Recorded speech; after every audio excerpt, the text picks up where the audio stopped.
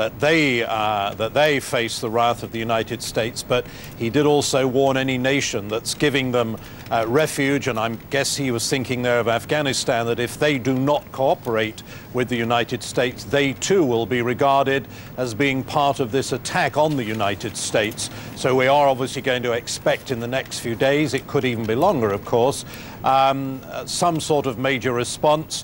What will that be? Well, we are assuming that they're looking at Osama bin Laden. I think even if it was not him, all the indications are that it's an Islamic fundamentalist group, and therefore, unless it's very unusual, it would just be operating in the United States. We're looking somewhere in the Middle East. The Americans have 2 fleets there. They have the 6th Fleet in the Eastern Mediterranean. That has got submarines that have got missiles on board capable of reaching Afghanistan. They have a fleet in the Gulf, again submarines, and an aircraft carrier there that was due to be heading out of the area yesterday has been told to stay on station. They also have aircraft in eastern Turkey at the Incirlik Air Base, though to use those might embarrass the Turks if you were striking against an Islamic target. There is the Royal Air Force Base at Akrotiri in Cyprus. They could use that. There is also Israel, though it'd be unlikely if they were striking at an Islamic target that they would use the Jewish state, because that would probably alienate a lot of other Islamic and Arab states. But certainly they do have the capability at striking anywhere in the Middle East that they so decide. Keith, while you're talking, of course, we're watching the sun rising above the skyline of New York. Quite different, of course, to this time yesterday, and the smoke is still billowing from the wreckage of the Twin Towers of the World Trade Center, devastated yesterday afternoon. Firefighters, of course, who'd been trying to clear the area are amongst the dead, and we're hearing from Rudy Giuliani, the New York mayor, that there could be horrendous loss of life. The numbers will, he said, be very, very high. We could not know, Keith, for some time exactly how many have died.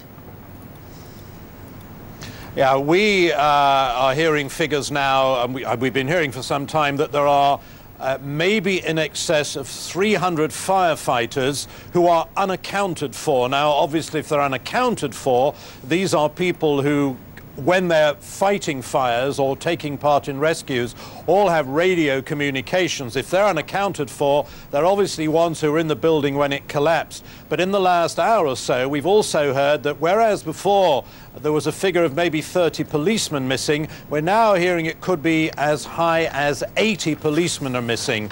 So all the time the figure is rising.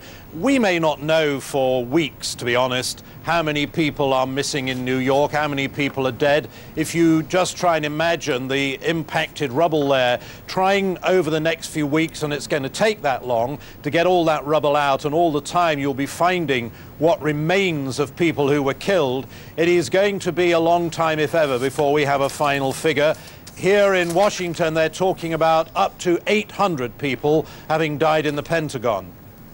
Keith, has this sunk in yet at all? Because we've been looking at pictures of the skyline of New York. 3 hours later, of course, yesterday, the second of the planes ploughed into the second tower. Has it sunk in there yet, what's actually happened here?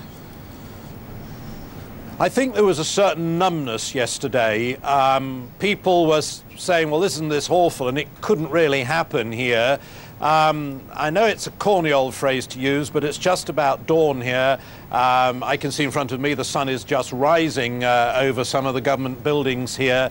Another hour it will be light. It's a corny phrase to use, but people will be waking up now with the dawn here in Washington, in New York, indeed throughout the United States, and the full impact of what has happened is going to hit them.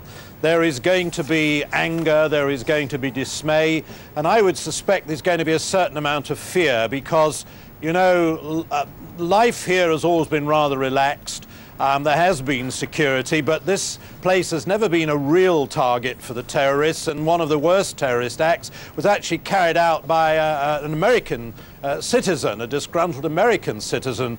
There's only been one major Arab or Islamic act, and that, ironically, was against the World Trade Center, and they reckon Osama bin Laden's people, some of whom are now in prison, were behind that. But it's never really struck home to Americans, and I think they're going to wake up, they'll be waking up now, and it's going to strike home to them that they are now targets. They are now in the midst of a terrorist war. People in places like Iraq, or the bombing there, people in Israel, people in Northern Ireland have lived with this sort of thing for many, many years, and it's something that Americans have seen on their television screens. Now they are going to have to live with this threat, and I think life really, in a way, is not going to be the same again for Americans. Well, the famous skyline, of course, also changed forever after yesterday's horrific events, Keith. President Bush, of course, not long in the job. How he responds will define his presidency, perhaps, and questions about whether he'll send America into further isolationism, if you can put it that way.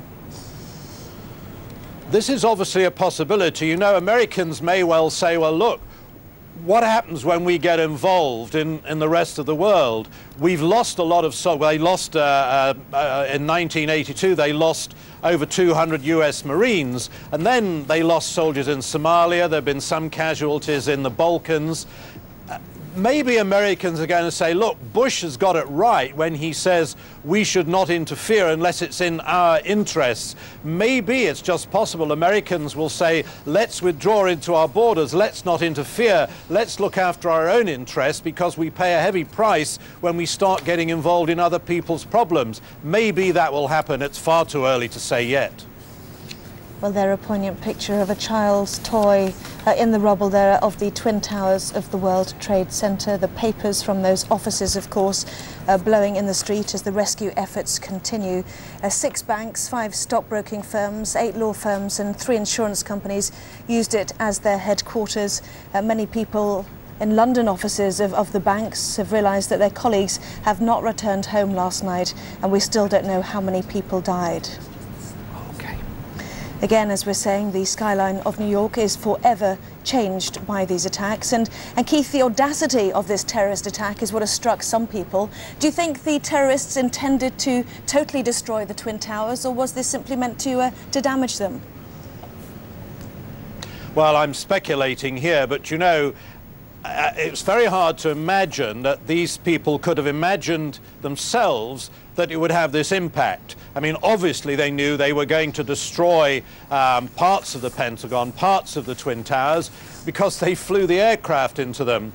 I can't imagine that they sat down and said, well, soon after we've done it, the Twin Towers will collapse. From their point of view, if you like to put it this way, it was a bonus if they were trying to kill innocent civilians and cause chaos in the United States.